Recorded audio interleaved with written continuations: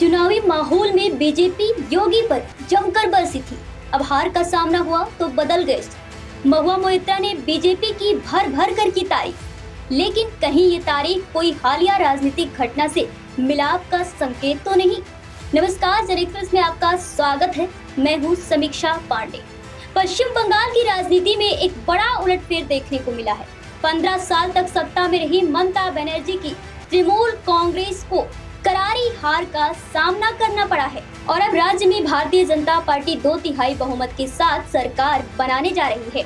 वहीं 294 सदस्यीय विधानसभा में बीजेपी ने 206 सीटों पर जीत दर्ज कर स्पष्ट जनादेश हासिल किया है, जबकि टीएमसी महज 81 सीटों पर सिमट गई है।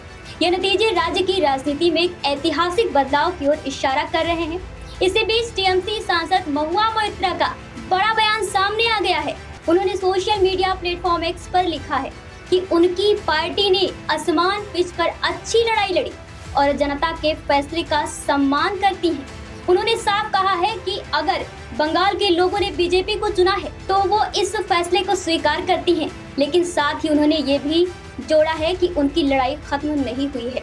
वो एक धर्मनिरपेक्ष भारत के लिए खड़ी रहेगी, जहां संविधान सर्वोपरि हो, न कि बहुमत के नाम पर थोपे गए फैसले। सबसे चौंकाने वाली बात यह है कि खुद मुख्यमंत्री ममता बनर्जी को अपनी भवानीपुर सीट पर हार का सामना करना पड़ा है। दोस्तों, बता दें कि बीजेपी के शुभेंदु अधिकारी ने उन्हें 15,000 से ज्यादा वोटों से हराया है, जो इस चुनाव का सबसे बड़ा राजनीतिक झटका माना जा रहा है। वहीं कृष्णानगर लोकसभा क्षेत्र, जहां से महुआ मोइत्रा सांसद हैं, वहां भी बीजेपी ने खुद लाख से ज्यादा वोटों से बढ़त बनाई है।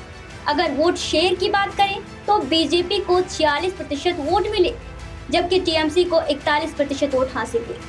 वाम मोर्चा 7%, कांग्रेस 3% और अन्य दल को कुल 6% वोट मिले हैं। और इन सब में खास बात यह है कि कूच बिहार, पूर्वी मिदनापुर, जलपाईगुड़ी और दार्जिलिंग जैसे कई जिलों में टीएमसी अपना खाता तक नहीं खोल सकी। इसके अलावा आदिवासी और मतुआ बहुल क्षेत्रों में भी पार्टी का पूरी तरह से सफाया हो गया।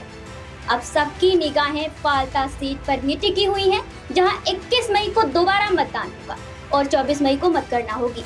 हालांकि मौजूदा नतीजों के आधार पर बीजेपी की सरकार बनना तय माना जा रहा है। तो क्या ये बदलाव सिर्फ सत्ता परिवर्तन है या बंगाल की राजनीति में एक नई विचारधारा की शुरुआत है? क्या टीएमसी इस हार से सबक सीख लेगी, वापसी कर पाएगी, या बीजेपी का दबदबा लंबे समय तक कायम रहेगा? इन सवालों के जवाब आने वाले समय ही दे पाएंगे, क्योंकि बंगाल में टीएमसी का सफाया हो चुका है। लेकिन अनुमान ये बताते हैं, संभावनाएं लगाई जा रही हैं कि बंगाल में सिर्फ हिंदुओं ने नहीं बल्कि मुस्लिम, सिख, ईसाई सब ने मिलकर बीजेपी को जिताया है। इसलिए 15 सालों के बाद बीजेपी इतने भारी बहुमत से जीती है। जहां पर लगातार 15 सालों तक अपना पॉजिटिव इफेक्ट नहीं जमा पाई ममता बनर्जी, वहां पर बीजेपी ने अपना सत्ता कायम कर लिया है।